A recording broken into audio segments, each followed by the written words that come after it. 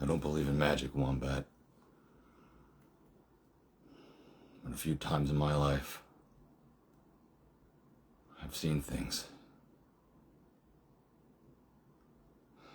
Things I can't explain. And what I've come to believe is, it's not so much what you believe, but how hard you believe it. Hello, everybody, and welcome to the Kevindiana Jones Show. We are back indeed, and this is episode 7. 7! Today, we're talking about the gear and premiere of The Dial of Destiny with a good friend of mine, Pete Cacioppo. Or as Americans call him, Pete Cacioppo, I guess. But no, Cacioppo is the way to do it. Yes, thank you all for joining me. Can't forget this. And boom. This side. We're good. All right, folks. Yeah, so today we're going to be talking about Dial of Destiny. But first, I want to talk about, this week in indie. Which, turns out there's usually something to talk about every week in indie. And this week is my birthday week. I'm going to be 44 on Wednesday. And I'll be working all day for the most part. So I've decided since last week up into this upcoming week, I'm going to be watching all Indiana Jones movies, which I finished today with Dial of Destiny. And I'll be watching Superman and a couple other things. But it's been a hell of a fun time doing it. And I just swear these movies get better and better every time I see them, especially Dial of Destiny. I'll talk about that in a second. But we also got the wonderful premiere of Henry by Riser Indy, the little short film that he made that has taken up his life for a good while, I'm sure, because the way it looks is just incredibly wonderful. It's very professional looking. It's heartfelt. It's wonderful. It's beautiful, and I love every second of it. And I'm so proud of him for doing it. And I'm sure you've all seen it, but in case you haven't, please, after this, go over to his site or his his site on YouTube or his Instagram page and just watch that movie, because I'm sure we've all watched it 3 or 4 times, but it calls for 4 or 5 or 6 more times. We'll see. But anyways, so I am indeed wearing my Dial of Destiny gear today. I have my Herbert Johnson hat. This is the one, I've talked about this a few times. This one is from Michelle, obviously. And this has a whole lot of sentimental value to me because it is from the hands that made the movie hat. And it's just basically the hat for Harrison Ford is now on my head, just half a size shorter, smaller. I think he wears a 59 and I wear a 58 and a half. So that's pretty cool. And this is my my Westiny, as we call it, my Wested Destiny jacket, which arrived a whole lot darker. And I went to town on this so many different times. I think this is the first time I've worn this on the show, actually. But it came beautiful already. I got this from old Trent Ryan himself, and it really makes me happy. It accommodates my preferences. It's the skin. There's a lot of scales to it, and I didn't really expect it to have such an old quality already. But boy, it really took to weathering very, very well. It does, this is the one I mentioned that it smells sometimes when it gets wet or when it's raining, but that's alright. It's leather, Poor cows, or lamb, all leather, They that's why they say don't get them wet, I guess, is because they stink. No, that's not why. They say it's the shrinking and the wrinkles, but we like that kind of stuff in Indiana Jones. We like the wrinkles. Anyway, so I do remember seeing the movie for the first time. I mean, obviously, it was just last year. And I was trepidatious at first, but I've really come to love it.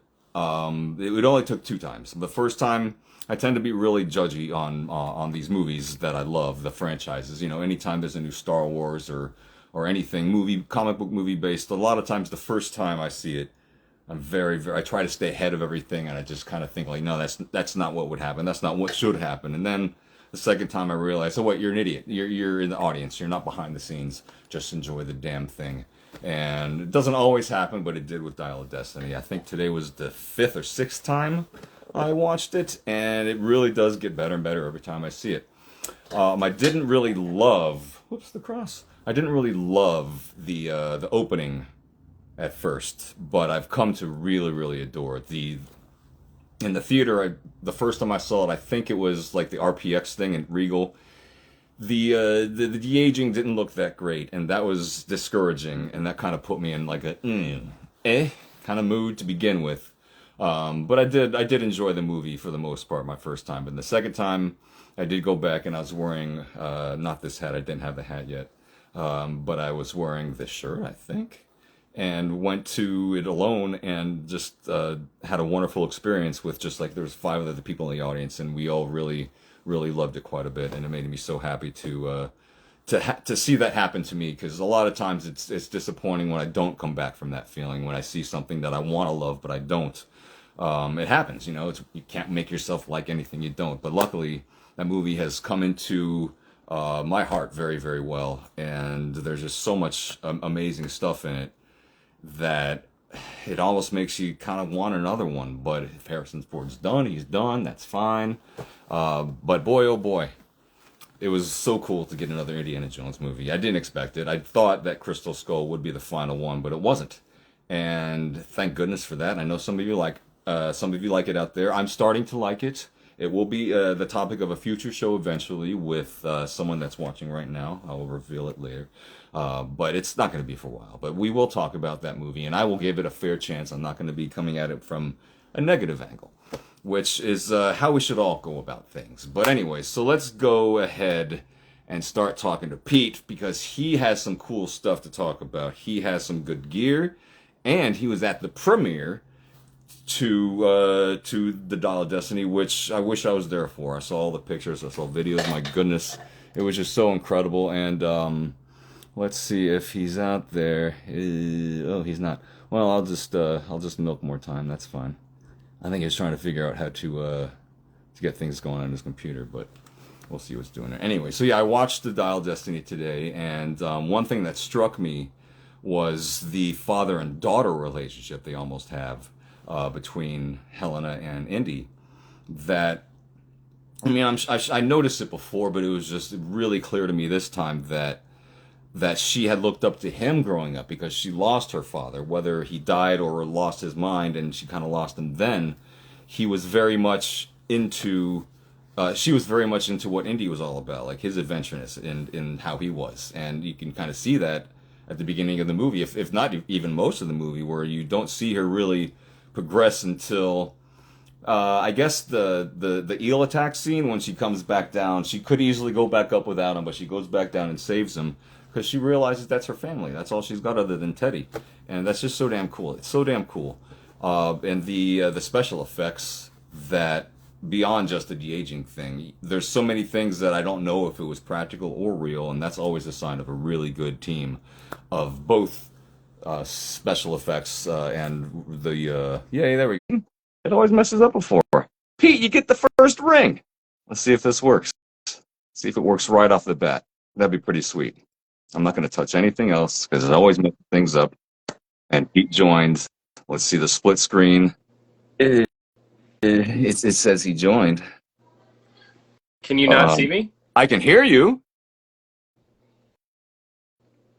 You can hear me but not see me. That's correct. Yes, that is very, very interesting. Huh. Are you on your phone or your computer?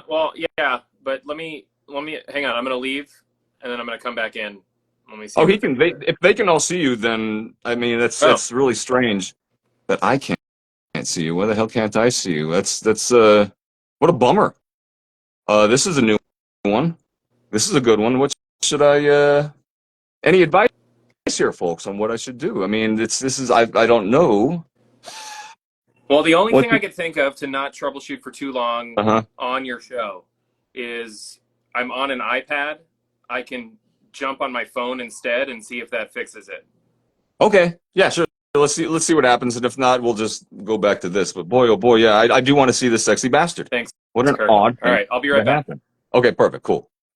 Yeah, I don't think there's that button. No, that's that. That's pretty much the only options that are there. Well, sure. Once again, it's a live show, so things happen. Whilst he gets his phone, I will also talk about uh, Lil Teddy. Lil Teddy is such a great little kid that I didn't notice him first time around because I was focused more on Indy and Helena.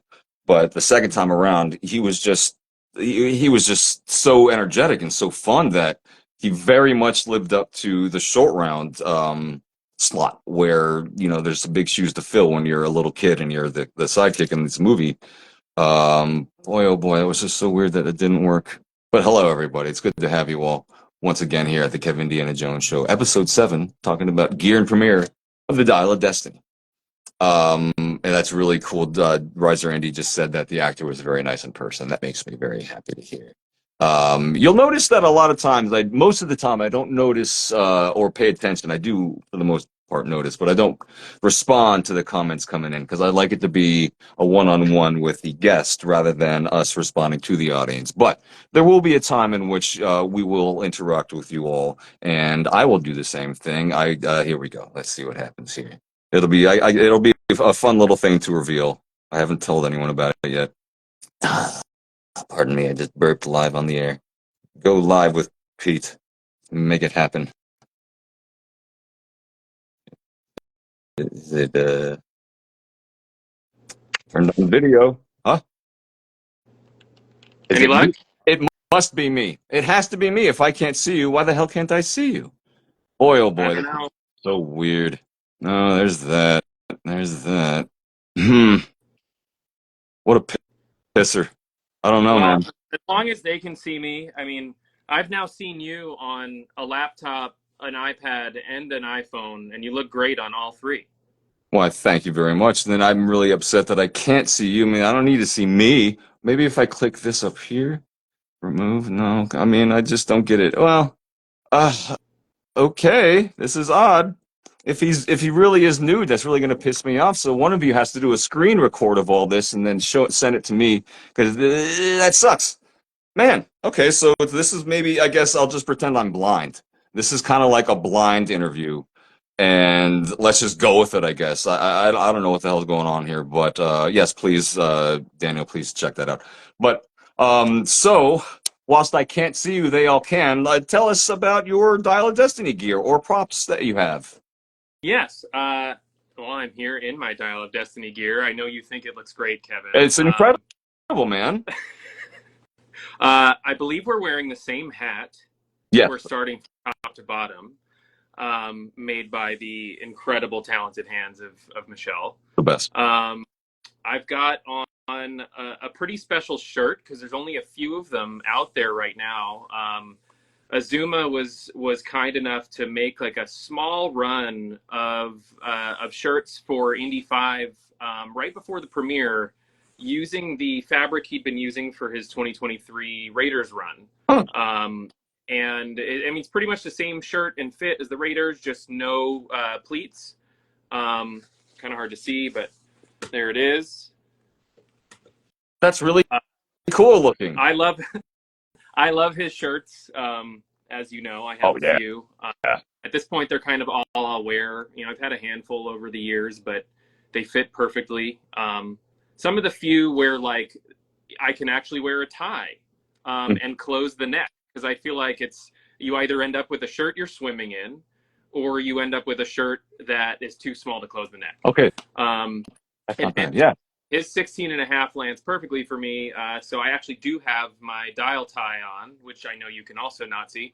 But this was an eBay find. It was a vintage chocolate brown wool officer's tie. And I was delighted when it came in because it was exactly what I had hoped. It didn't end up being too green or too dark. So you can definitely tell that it's chocolate, but it certainly looks black in some light. I'll have to send you some pictures of it. Yeah, please. I mean, I will get mine, and I already can't wait to get mine because it's going to be it's the last part of this outfit that I need, really, because I did watch it today and it looked like a black tie to me, but if it's brown, it's brown. Whatever, I'll go with it. Yeah, there was a few shots, and I mean, it's we could talk about this for days. There's a few shots in the movie where certain things came to light, I found that the socks that were hanging outside the apartment looked green, for example. And I know for years everybody's argued like dark brown or black, and they looked very much like dark OD green military socks. And that's not to say they went and looked for the exact socks that he'd worn in the previous films, but there were little things, especially on the big screen, that really popped out, and you're like, "Oh yeah, maybe it's brown in these shots." And then scouring the internet for shots of the tie to figure out if it was brown or black. And to me, it very much looks like a deep chocolate. That's. I think I saw that. Well, you got it from eBay. You said, is that what you said? This was it was like a World War II wool tie that I managed to stumble upon. That was like a German surplus store, and there was only one, so. Well, someone else has to have some more. I will be on the lookout for that. But I found one that it's someone making replicas of it, and it looked like it could possibly work. It didn't really. It said gabardine. I don't know that is. It's the color or the fabric. I think that's the fabric, but maybe the fabric is just one color. I don't know. I mean, the entire listing for mine was in German, so I, I had to translate it all to figure out what I was even getting before I bought it. Oh my God. But and then the jacket. So another special piece. Like I guess I'm really particular with gear I'll buy and hold on to. I've done a lot of what we all do and picked up some things. They didn't work out, sold them off. I'm sure we all own all of Trent's previous things. But and thank you, Trent, for my Raiders jacket. That was a Trent acquisition. But yeah, there was a small batch of lambskin that Steele and Jones had that Diego had previously gotten to try for Raiders, and it was a little bit too stiff, and it didn't quite weather correctly. It had the wrong undertone, so he kind of put it away. And then when all the Destiny images started to surface, and the Italian indie guys had run into Ford on set, and they talked to Diego a little bit. They kind of chatted about the texture of the jacket and how it draped, and Diego was like, I have this hide that I put away years ago that I think would be perfect. And he only had enough to make 5 jackets.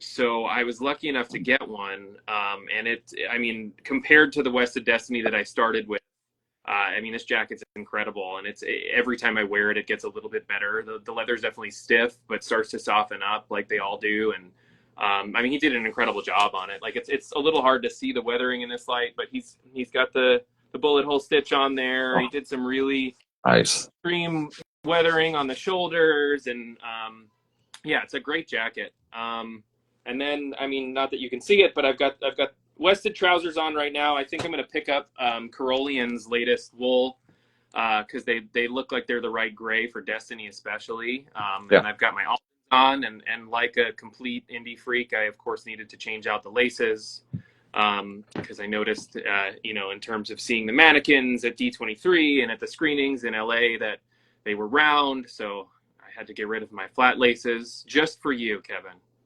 I appreciate that, and I've been wondering if I should do the same. Might I have to? Might I do that before August, which is kind of an important date for a few of us? Maybe I don't know. Yeah, you should. You should. And then yeah, I've got Spade Archer strap, which again Roger was nice enough to get it to me before the premiere, so I had the right strap on my bag, and just a vintage Mark 7 bag that I use for Raiders as well, and I swap straps, but one day maybe I'll pick up another one so I don't have to keep doing that. But yeah, that's my Destiny gear. I didn't really pick up any Destiny props other than the Space Beam. I guess the backpack too. It's weird to me. It's behind me. You can't see it, but it's behind me, and I got it as soon as everyone on the forums found out that it was that Frost River bag, and it was mostly because I was looking for a new bag for work. I got their laptop sleeve as well, and I had been using it for almost 2 years now. So it's nice and broken in, but I almost forget it's a Destiny bag because I just use it every day. That's awesome. Space Beam, I'll hold that. It's a vintage Space Beam stripped, functions. So there you go. And then I saw Kirk asked about Whip and Keeper. I picked up a nice dark brandy colored whip from Townsend. Popped a white hide fall onto it. And the Whip Keeper is also from Roger. Yeah, I had him make me a double wrap with a nice long tail and the brass hardware. So That's fantastic. That's good gear. You got some good stuff. Yeah. Let's go ahead. I was going to ask this later on, but I don't know why the hell I was thinking of that. Number 2 of the questions of the Kevin 11. What is a good Dial of Destiny inspired cocktail that you might be able to show us how to create? What a great question. Yeah. So when we got invited to the premiere with a small group, some of our dearest friends flew out.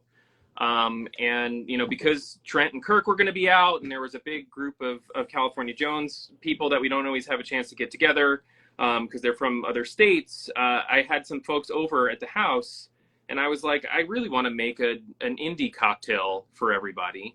And we had just seen Dial of Destiny. So in the background in Indy's apartment, there's a bunch of crates of Ballantine scotch. I think it's 12 year. Which is actually really hard to find. So I've been using the much easier to find blended scotch, which for a cocktail you don't really want to use a nice aged scotch anyway. So exactly, yeah. So yeah, I made a Ballantines based cocktail. So I basically took a recipe for a bramble, which is a fairly well known like spring and summertime gin drink, and it's a lemon honey syrup. Sometimes they'll use simple syrup. I like to use honey or agave when I can instead of simple syrup. Yeah. And I have a really great lemon tree in our backyard. So I squeezed some fresh lemon juice and I made a honey syrup, which I have here. Fantastic. A bramble calls for like a blackberry brandy. I use a black currant brandy because I like depth. I think it's a little bit more like old man musty. And then I thought it'd be fun to garnish it with some call outs to other indie films. So I skewered a date with a cinnamon stick. And then when I served the drinks, I set fire to the cinnamon sticks to make them look like torches. And it also created a really nice aroma in the house. So I can make one while we continue to talk. Sure. If you'd like. No, I would. Absolutely. I would love that. Whilst I have my own, it's a blended Scotch whiskey from Buchanan's Deluxe. And this is actually, I don't really love Scotch that much, but this is a good way into it because I love whiskey. And this has a little bit of that, like that peaty taste to it, the smoky taste. And this, I love it quite a bit to the point where I'm going to, I don't have that much of it left. So that's okay. I'm not going to get tanked on here for any reason. So everything's fine.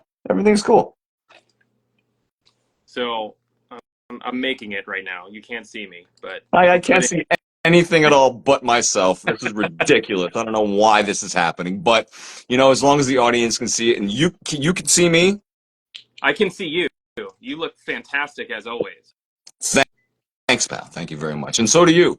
I'm sure you do. I know you do. I think you make a fantastic indie. So I'm imagining what's all happening here. I'm doing a pretty good job of picturing the drink making. And I wish I could see it, but we'll see. Maybe once this is all done and it saves and I repost it, I hope to God it's not just me talking to the goddamn screen for a whole hour. So whilst you make your cocktail, pardon me, is there anything else you would want from the movie that you're either looking at or you would get in the future from Dial of Destiny? I mean, I was pretty damn satisfied. I'm not gonna lie. Like, I think, you know, I work in. I mean, prop-wise, props are like clothing-wise or anything, but things that I could own. Yeah, that's dangerous. That's in this incredibly cheap hobby. Yeah, I want all of them. Yeah, no, I mean, the dial itself, I haven't picked one up yet, but I've seen the one that Bruce is making from Tiger Shark 2, and I mean they're incredible looking. And the amount of time he's put into modeling the prop on his computer, creating it with functioning parts. He just keeps improving it over and over again. Where he's now got like a functional compass that opens up as a key and pops into the middle, and most of the dial functions work. I mean, his work is incredible. So one of these days, I feel like that would probably be top of my list. I did pick up a Hamilton Buellton, which you can't see, but everyone else can. But that was another. I got very lucky and picked it up on eBay before they got crazy, so I was able to afford one. I'm gonna shake this cocktail. I don't want to be too loud. Sorry. Be loud. That's what making drinks is all about. You want a cocktail, you gotta break some ice open. I really wish I could see this whole process, because I used to be a bartender. I used to make a hell of a Manhattan, a hell of a old fashioned. I loved making old fashions. That was a fun time. So I would love to be watching this right now, but it's not happening. Well, loading up crushed ice. I'm gonna pour the drink over crushed ice because that's how you pour a Bramble. I'll show the glass after, because the glass is kind of special too. Also made by a dear friend.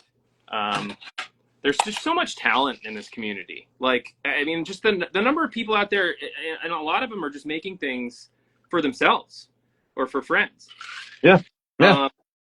You know, obviously there's plenty of stuff out there that people sell, but like the number of things you end up picking up because somebody was like, hey, I'm going to make this glassware, or I want to make coasters, or I want, and it's pretty amazing to see.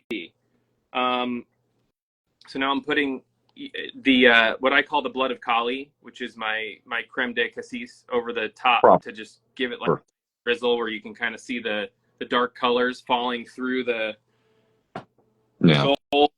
I can imagine. It's very like golden brown drink, which I feel like a lot of the like early Destiny promo was that kind of ombre brown to gold color. So that's kind of where I got the idea for that.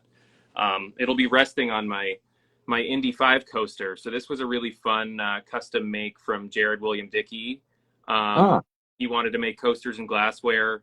And he came up with this really cool design where it's the numeral 5 and then the silhouette of Indy going across the bridge from that promo shot that they went crazy with for D23.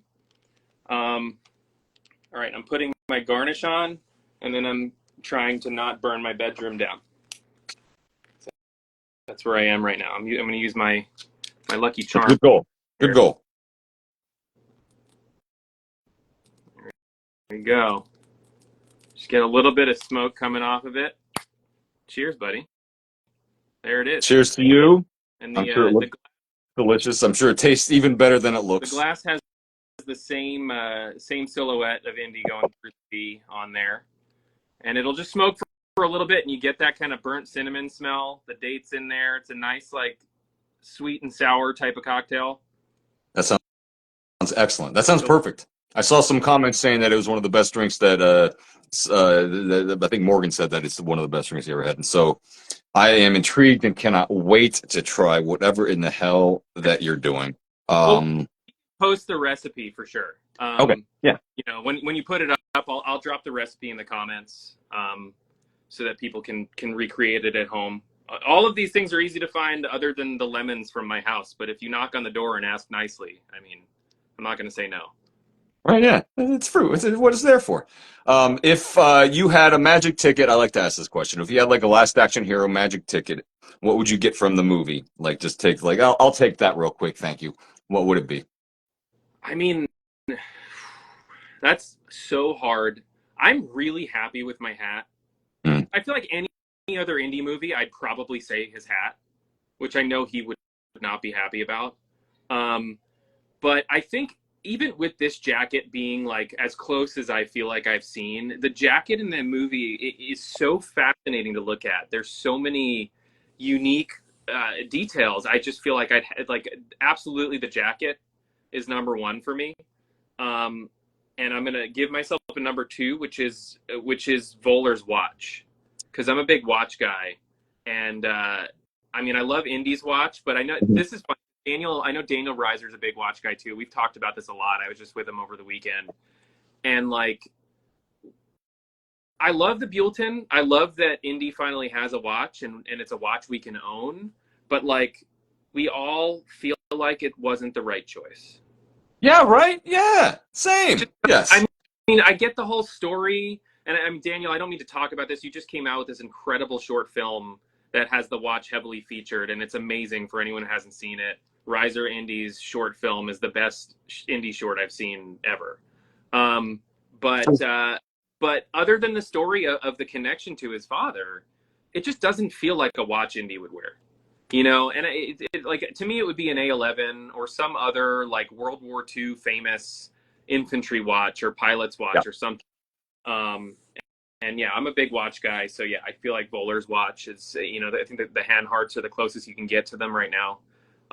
But I'll put it in my back pocket where there should be money, but there isn't. I wonder why. Yeah, right. Why is that? Who knows? But yeah, that's actually a really good answer because it makes sense that his father of that time would have that watch. And for him to have it, it's nice and sweet. But he would probably have something, like you said, more of the ilk that the bad guy was wearing, that Buller was wearing. Because I've been looking into other items that he might just have, like binoculars or a compass. And I find myself seeing things from World War I, World War II era that just fit perfectly into it. So it would make more sense that something like with the more of the rounder face kind of thing. But like you said, it is quite a lovely watch, and I looked into it for about 5 minutes and saw the price and said, okay, no, we're good. Never mind that. Yeah, yeah. No, I think the lucky few, even with the Hamilton, that jumped on eBay and got them in the $200-300 range, which is absolutely what a quartz watch of that size should cost. I mean, they Hmm. just decided they were gonna cash in, and they went crazy with the price on these. So, but yeah, no, I would not buy it at retail. So I'm glad I got it when I did. Yeah, good call. Good call. Well, you knew. You had the sense. You had you knew what was going to happen. So let's move on. We've talked about all your gear and stuff. Let's move on to the premiere and stuff. How did you feel when you first learned that you were going to be there? Oh, I mean, we freaked out, like, and it was all such an interesting series of events and various strokes of luck that got us there. We've thanked him 1,000 times over, but I mean, Eugene Shin found some folks from Lucasfilm at Star Wars Celebration, and among, I'm sure, the many things he talked about as a super fan of both Star Wars and Indy, he dropped the California Jones name to just see if Lucasfilm was familiar with us, and he connected us with them, and then it all was just a whirlwind from there. We kept in touch with them. They actually asked us if we would come and join them for a day for an interview, which at the time, the admins of California Jones and a few of our members that had fairly unique cosplays came down, and Tasha was there with her very original Arizona Jones, um, and Brian Long and Nathan and I were there, and Eugene was there, and we just had a chance to talk to them about our love of the films and answer some questions, um, and that's where that article on the website came from, where they kind of featured our group and gave us a chance to just talk about what brought us all together. And we had no idea that, a few months later, when the group was up in San Francisco for the Fortune and Glory tour, that we were going to get an invite in person from some of the folks at Lucasfilm Fan Relations and the doc team, and I mean, like, to tears, floored. Like, just it was incredible. And I know, it's one of those tough things where, like, everybody has a different perception in the community of, like, oh, why did they get invited? Why didn't I get invited? And it was a whole, like, hot button thing Right. for a while. And, like, we had no idea we were going to get invited either. It was really just, we got lucky, and we met the right people, and they were really interested in our group. And I think that's one of the amazing things about California Jones as a group that sets us apart from a lot of the groups that we're all members of in the community, is that we're region specific. And I know, like, you and some buddies have started a group in New York and are growing, and starting to do meetups. And I mean, the meetups are the thing that make California Jones so special. We get together, whether it's just for a fun day of whip cracking in the park and some photo ops in LA, or if it's something we can latch onto that's already going on, like WonderCon. It's incredible because the group here in Southern California is so large. We were just at WonderCon and we had almost 30 people there for our group. And we've had events here where we've had 50, 60 people at the peak of the event, all in gear, all cracking whips, all having a blast. When we did the El Capitan screening for the group, when Dial of Destiny came out, we had something like 126 people across the 2 screenings. Wow. We were just stoked about, because we were like, we're going to have so many hats filling that center orchestra area of that theater. Like, it's going to make it a better experience for everybody coming to see the movie. Yeah. I didn't think about that too, that everyone else going got to see that, and that they maybe not all of them, but a good amount of people probably that made the movie and experience so much better for them because of the love for the character and they saw. Whenever you see anything like that, that's just fantastic, man. I thought it was just for you guys alone, so there was other people besides just you, just the indie folks. Yeah, we wanted to do a group screening. We were like, there's a new indie movie coming out. Like, that's right. You have to celebrate that. That's almost more important than celebrating anniversaries, and we clearly do that too. So, yeah. When we heard the movie was coming out, and because it was a Disney release, we were like, we got to figure out how we're going to get a group set up at the El Cap, because they're doing the premiere right over there. They have all the props and mannequins with the gear and everything set up in the lobby. Like, it's the perfect setting. It's a huge theater. And then they do fan events for some of their bigger franchises. So we wanted to see if a group could get out to the fan event, because they have giveaways, and I mean, it's incredible. And I personally was just hounding the El Cap for weeks. Like, I was calling them every morning, making sure we were going to have space, and we did. We ended up with the fan event screening, which was the later screening. I think we had 60 something people. Mm-hmm. So yeah, I mean, it's tons and tons of fedoras and jackets, and everybody was in with their whips, and there were photo ops set up in the lobby. They had some giveaways. I got a really cool mug, which I don't have here. I'll have to show you one day. Yeah, please, yes. Great stuff. Oh, the mug! I can't see the mug. Oh, do you have a mug you're using in general for the show tonight? I'll send you pictures of everything I've talked about, Kevin. Please do.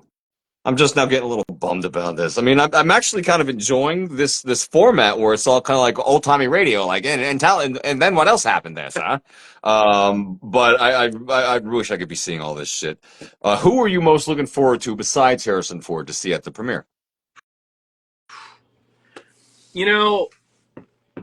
That's another tough question. There's so many things I could say. I'm like, who am I going to piss off? So I love Phoebe Waller-Bridge. I know like people weren't thrilled about the casting or aren't fans of her previous work. I mean, she's incredibly talented and funny. I was excited to just see her. I'm not talking about her in the film or her character or anything. I just was excited to see her. I haven't had a chance to meet her professionally, so I was excited to see her. John Rhys Davies, I think, to me, because I'm also a huge Lord of the Rings fan. And had I staged this at my office, I'm sure I would just go off on a tangent about my Lord of the Rings things, because those are all at my office. The only things I now keep at home. Next show. If you could see outside of the frame, this tiny corner of my bedroom that I'm in is the only place I have left that I'm allowed to keep my stuff. Like, I'm slowly being edged out. So everything's moved to my office mostly. Yeah. But yeah, John Rhys Davies, everything I know of him, he's such a delightful human being. He's as big a fan of his own work as the fans of his work are. Right. Seems like it, yeah. He's kind to everybody. He borderline takes too long with each fan. Like, it's almost his reputation at cons. Like, he just wants to have a conversation with everybody. Right. He wants everybody to smile in photos, which if you don't, he will tickle you. But no, I was excited to see him. I was excited to see his reaction to Kevin Shirka because Kevin was dressed as Sala, and they had a huge moment, which I'm glad got captured on camera and video The because best. that I'm sure made Kevin's life. And then later that night, I got really lucky with my wife. We decided to stay at the hotel because we were just dead, and he was he was at the valet waiting to pick up his car, and he sees me walk in gear, and nobody else in gear is really in the hotel because that's where they had the after party, which we weren't at. But we walk in, and he sees me, and he's just like, "Good night, Indy," and I'm just like, "Oh." I walked up to him, and we had a brief conversation, and he took photos of me and Lauren, and I mean, just such a nice human being. Like, he didn't want the night to end just as much as I didn't want the night to end. That's amazing. Like That's a amazing. little intimate moment, you know? I just watched like half of his Inside of You interview with Michael Rosenbaum, and you could just see Michael's just like just in love with this guy. Like, tell us whatever you want to tell us. He seems like such a cool dude. And I also am a Lord of the Rings fan, but he is for me, he would be it's your answers as well, because I love Fleabag a whole lot, but also I love the Wing Commander games, which John Rhys Davies was in 3 and 4 when it was live action. They had full motion video between some of the levels, and he plays a character in that I just love so much. And I actually wrote on his page today or yesterday saying that if you ever see me at a con, I'll be the guy that's dressed like this, but talking about Wing Commander. And though it was it was a simple like, it made my week because it was just him saying for a split second, I acknowledge this guy exists. Here we go. So yeah, that's wonderful answers. I wish I was there with you guys, man. Daniel Reiser did a great job of showcasing everything, and then everyone else did a great job of taking pictures of the whole event. So it's very much recreated the best that it can be for anyone who wasn't there, like I wasn't. It felt like we kind of were. So thank you for all that. Like, I'm sure you were taking pictures along with everyone else. And for the fact that you were at the premiere, I thank you for that, because you were showing everyone who we are and what we do and what we love. And yeah, I'm sure there was people watching that were just there and like, hey, why don't we do that too? I bet that gained probably some new people in the group. Yeah, yeah. I mean, it's a huge community, you know, and the cast and crew of the films are so kind to the community. Like, I mean, you mentioned Daniel showcasing the whole thing for everybody. Daniel got, I think, the best thank you of the night out of anyone there. He walked out of the film and was sobbing. Sorry, Daniel, I don't know if you wanted people to know that. And standing next to him, Karen Allen walks out of the auditorium, sees Daniel sobbing, and they just had an embrace. Like, he just gets a full-on hug from, like, that doesn't happen. Like, that's not what happens when the cast of a film walks out and a mega fan is standing there crying. Like, just full-on hug from Karen Allen. Like, she felt it too, you know? It's unbelievable. So I'm sure that was his favorite part of the night. What would you say your favorite part of the night was? I mean, to me, being in the theater with the group and with the people that were in and worked on the film, it's unbeatable. I mean, the premieres I've been to in the past, it's always a different experience being there with the people that worked on something. But being surprised by John Williams and a full orchestra, kind of unbeatable. I was hoping that, you know, that was your answer. All of a sudden the curtains draw and John Williams is there, plays a bunch of music. Like, I mean, that's as if you weren't already on cloud nine, you know, flying high, and then that happens.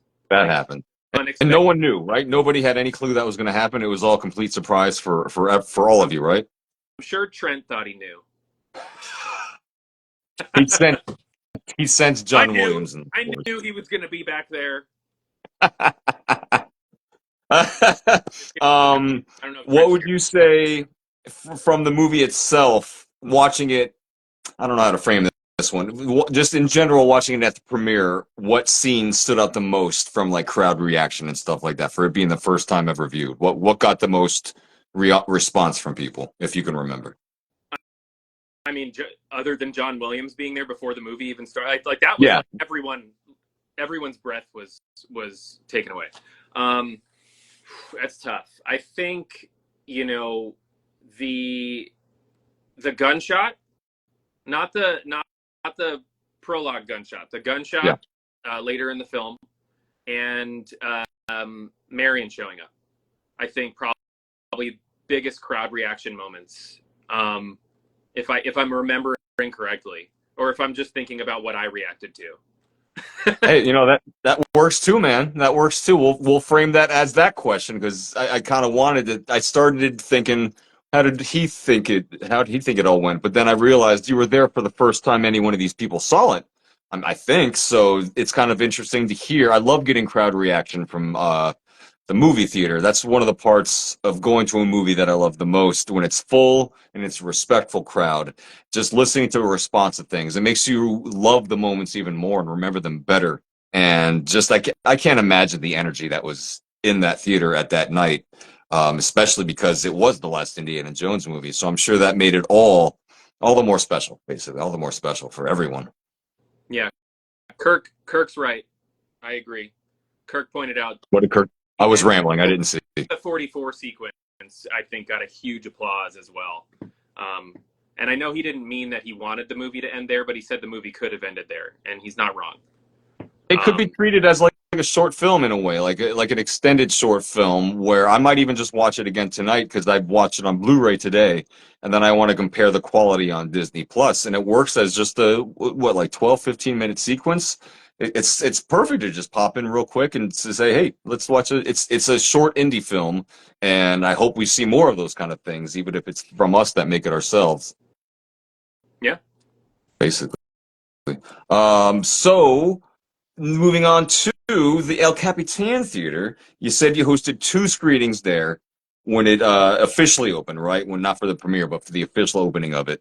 Tell us what between the first night of seeing it at the premiere and then those 2 screenings, which one did you enjoy the movie the most, like the movie itself? I think I actually wonder if other people in the group would have the opposite answer to me. I think I enjoyed the premiere more, and it's not because it was the premiere. It's because I found it incredibly difficult to pay attention to anything at the LCAP screenings because planning is so stressful. But you know, by the second LCAP screening, once I knew everybody had their tickets and we were all good, I was able to really like sit down and enjoy the movie again. But the premiere, between seeing it for the first time and really just being able to sit there and enjoy it, I think that takes the edge for me. But it's probably just because I stress myself out trying to plan things for large groups of people. Well, because it's not fun. It's not fun for like a small group of people. So I can't imagine what it's like for a huge group of people. So Yeah. the fact that you do that, and for anyone that's doesn't maybe know, Pete does he's one of the admins for California Jones. So he's one of the reasons that it lives on and thrives, and it continues to get more people there. And I love that I was told that I am an honorary member, and that makes me feel very special because watching all this stuff when I was starting off, I've been thinking about this today. Everything seems to be a whole lot of based in California where there's so many of you. And it's just so strange how that worked out. Because, I mean, there's many of us throughout the world, but there's so many goddamn of you in California. Why do you think that is? I mean, the industry's out here. I think I would actually be really curious if a study's ever been done. There's probably more cosplayers here than anywhere else in the world. You know, you go to Comic-Con or even WonderCon has gotten massive now. And I think, you know, a lot of people who are into cosplay are people who act or want to act or wanted to act or just are so in love with TV and film that the idea of coming to LA, I mean, you used to live here, Kevin, Yeah. like it's people are drawn here because of the industry. And I think, you know, people gather around things like movies and TV, especially when they have the size of the fandom of something like Star Wars or Marvel or Star Trek, you know. That's true. And I think that's I'm sure that's why there's so many indies out here. And most of the indies, out here, and indie fans and indie cosplayers also cosplay as other things. Sure. We all have our multiple fandoms. I talked about Lord of the Rings earlier. I know we've talked for hours about Jurassic Park. Like it's I think it's just it's a melting pot of cosplayers in Southern California. Very interesting thing. I mean, this is maybe something that could be done. I mean, are there documentaries on cosplaying? I haven't really looked into it, but I'm sure that someone out there would want to make one based in California. Because you're right. Every time I see one of those videos from, what's the one out there? That's the San Diego. That's the big one. That's the biggest one. Yeah, San Diego Comic-Con is the biggest one here. Yeah, that one always has just like it's. I mean, New York has a shit ton of people, but you just see so many in the San Diego con. For Christ's sakes, there's I guess it's easier to get to for everyone, whether you live in LA or San Francisco, whatever, all surrounding areas, Vegas. But boy, one day I'd like to go out there, but if it's too crowded, that can be not fun. That can be not fun. Yeah, San Diego. I used to go every year for work. I started my career working at Dark Horse Entertainment, which is the film sweet of Dark Horse Comics, and I was down there for work in their booth every year, and they had a great booth. And over the years going, I mean, between film and TV taking, the front seat and comics starting to sort of take a back seat, but also convention spreading where it used to just be in the convention center and people would stay in the hotels, and then the hotel space started to get taken over by the convention, and then you can't get a hotel and you can't get a restaurant reservation. And I mean, it's just like the con is basically just a square mileage now instead of something that's hosted at a convention center. But it's meant for like nerdy people. Now it's just kind of, it's a business. It was meant to be. I guess there's no stopping it, but it has turned into a business. Before it was just a stink fest for nerds to be together and smell bad together, and it was something special about those days. Because even in, I would say, early 2000s, it was still on the fringe enough for it to not be huge. You could walk around. This was in Orlando at the, Jesus Christ, MegaCon, I think it was called, and you could actually spin around there and not hit everyone in the way. But nowadays, it's all cram packed. But I guess that's just how it goes with trends and fads. But it's at least we care. I know we care about this stuff. Yeah. If Harrison Ford were to change his mind about not doing another Indiana Jones movie, would you want to see that? Do you think this ended perfectly? Would you want to end there, or would you want to see perhaps a Wombat and Teddy movie? I don't personally want to see another Harrison Ford indie movie. I feel very satisfied by Dial of Destiny as a conclusion. I like where it ended. I say where it ended, like, you get the impression that Indy's not done with adventures, but you feel satisfied with the conclusion of the adventures you're going to be an audience member of. To me, I don't like the idea of the franchise completely going away. I don't know that I would do a Teddy and Wombat movie, but there's a lot of untapped areas that I do, people love Short Round. People have joked about or tried to prophesize a Short Round Adventures type of series. As somebody who works in animation, I want to see some sort of indie cartoon. I mean, there's art that circulates constantly. There's little snippets of animation people created on their own that circulates regularly. I don't know if they'll ever do it. I would definitely watch that. I would love to be involved in it. I work for the wrong company, but I hope they're not watching. No.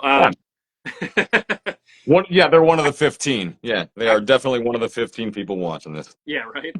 I would love something that's accessible for kids, for sure. Another door into the franchise that's a little bit more palatable for a younger audience before they get into the real scary stuff like Temple of Doom. Yeah. But yeah, I think a Short Round series would be incredible. I would honestly love all three of them, or also I'm fine with it ending there. We've gotten, I mean, I was surprised to get Crystal Skull when that came out. And then this came out, I was surprised to get this. And now we're getting a video game, I'm surprised to get that. So every time something new comes out, I just treat it as, oh, shit, who saw this coming? Yay, extra stuff. But I feel like you can never really write off anything, whether they say it's done or not. Things change in Hollywood, and people take over things that previously didn't want to work on anything, and now suddenly you put in the right paycheck, the right amount of people. I honestly don't think we've seen the last of indie, whether we like it or not. But hopefully we do like it when it does happen. I don't know. What do you? Is the drink done? Have you been drinking this whole time? Almost. I just wish I could see it. I wish I could see it Where, so bad. I also brought my Raiders glass just in case I ran out and needed to top myself off. You know, I've got my Cairo glass, which there's not like a super close shot of it, but I'm almost positive this is what Indy's holding in his living room in the you know, the post prologue scene of Destiny with that sexy Harrison Ford shirtless moment. He's got what looks like a Duralex Cairo glass in his hand. So I tried to get a good look of it, but it just his hand kind of blocks it a good amount by the time I realized I was paying attention to look for that. But it is really cool to have that kind of stuff too. I mean, that's a good in-depth cosplay thing to have. That goes beyond cosplay. That's just personal. That's personal opinion. That's personal choice to have a glass that Indiana Jones would have to drink. That's, you know, you're not going to be walking around at a convention drinking out of that. That's a personal thing, and I like that a lot. I respect that. they're great glasses. Mm. They make great like whiskey neat glasses because they're kind of flute shaped, and they're pretty durable. I mean, I'm assuming that's where Duralex got its name. Because I've definitely dropped these. It's not derelict. Oh, good. To survive, but yeah, it's one of those things where you keep your eye out and they pop up every now and then on Amazon. In fact, I just ordered another set because they popped up on Amazon again, and they were only like $25 for 6 of them. That's not bad at all. I think they ship them from the UK or from France, so you might not get all 6 in one piece, but you only need one if you want to recreate that Streets of Cairo scene, you know? Right. That's a great idea, though. I do want to do that one day, if not just to. I was toying around with a really dark and depressed idea of to do one of these lives, just drinking miserable and just at the table drinking from that glass and not even saying a word and having a fake monkey next to me. If you ever see me doing that, things are bad. So just pay attention. Reach out to me if I ever do a live like that, because worry. You should worry about that. Dad kept. My friend, if you could believe it, all my 11 questions have been answered. Whenever I structure these things, it seems like I do so in a way that a natural progression will answer my next question. I don't even have to ask it. So kudos to thee for being a part of that. And I just want to say thank you for my first blind interview. This has been absolutely fascinating and weird. And I hope that when I'm done with this, once I do save it, I'll be able to watch this all again, and you're going to be there because I know, honestly, you make me laugh every day we talk, and we talk pretty much every day. And I love knowing you. I'm so glad that we're getting to know each other better. And thank you so much for being on this show and talking about all this stuff. You are very special to me. You're a good dude, and you're a hell of a father, I can tell. And I always. Whenever it's someone even younger than me, I can tell as a good father. It makes me very, very happy and proud. And I know you are, and that makes you an even better person. I know that happens in life. And I just want to say kudos for being a good dude, Val. Thank you so much. I mean, thank you so much for saying all of that, Kev. It's been a pleasure getting to know you over the last year or so. And you know, one of the things that I really hope happens one day is I want to do one of these shows with you in person. You know, like I feel like a Kevindiana Jones powwow, like round table, you know, fireside type of deal would be incredible. That does sound interesting. That sounds interesting. I would have to fly from New York to California for such a thing, and I'm not opposed to this happening for any particular reason. So this may be something that that will have to happen in probably a few months' time. Would be a good goal, anyways. Yeah. But who knows? Who knows what the future holds for any Right. one of us? Who knows? Right. I love planning things. They cause me no stress at all. So so I'll just get right on planning that vacation purely for us to do a live show together. Yes, cross country travel just for that. That's all.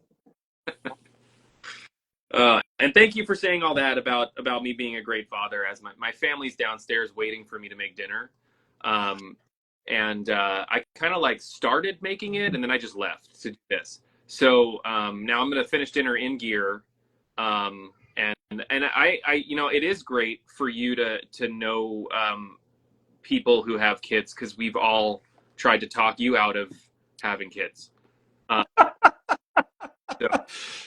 Maybe successfully, I don't know. Who's to say at this point? But I mean, it's good to have someone that's not just like, yay, everything is roses. It's just like there's reality here, and you need to know this. And Yeah, that's always appreciated, for crying out loud, Yeah. Well, thank you so much for having me on, man. This was really fun. I've always wanted to make a cocktail live, which I guess I could have just done, but it felt better this way. Yeah. I'm sorry you couldn't see it. I'm glad you did it. I'm glad the audience saw it. At the end of the day, I'm just a method of which the audience sees people get together and brings people together. So whether I saw you or not, we brought people together tonight, and I appreciate you being a part of this show. And I got to say, for me not seeing you for the little glitches, this was terrific. This went by like that once again. And I can't wait to have you on again, my friend. Thank you so much for being on. Thanks, buddy. Have a good night. You too. Well, I guess, let's see. I'll do that, and then there, and then there, and then there. Folks, that was wonderful. Weird. I can see myself still only. Wouldn't that be weird if now it just like did half split? I don't know. Technology is so weird, but I do want to say every now and then, I love you, technology. You're great, and I appreciate you, and I respect you.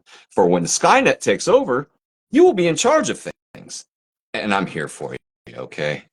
I'm hoping that doesn't ever happen, but every now and then, say things like that, because our phones are listening to us. You need to know that. And let's not get into a weird tangent. But, I do want to bring back the fact that I will be on, I don't know what day in May it is. I think maybe May 5th. I don't know. Whatever the week is, I think Temple of Doom came out May 8th, and I think the show will be on May 5th. And that will be a show, my friends, where I don't have any guests except you all. Everyone's going to have a minute. If you want to join, come on in and say what your favorite part of Temple of Doom is. Tell a little anecdote, tell a story. I'm going to give everyone a nice minute on the Kevindiana Jones show. I would love to have you all on. I'm not even going to ask you ahead of time. I'm not going to plan anything. I'm just going to hope it all works out. It's going to be an interesting experience and experiments. So we'll see how it goes. NYC does indeed have the worst Wi-Fi in the world, and I'm thinking that's why I see myself only in this situation, Ray. Who's to say? Who's to say? So anyways, next week, it's going to be a good one again. We have cosplay raider himself, Trent Ryan, coming on the show, and we're going to be talking about what else? Whips. I am not the best at it, but he is fantastic at it. He has been an inspiration to so many of us, and I can't wait to talk to him about whips. And just have a great week, everyone. Thank you all so much. I heard a loud noise out there. I got to go investigate now. Thank you all so much for everything. Thanks for watching this show. Thanks for your comments. Thanks for all the likes and stuff like that. If you watch us again on YouTube, thank you for that. The response has been terrific to everything Kevindiana Jones related, and I'm very pleased with that. Thank you all so much. And that's it for me. You've been great. Good night, everybody.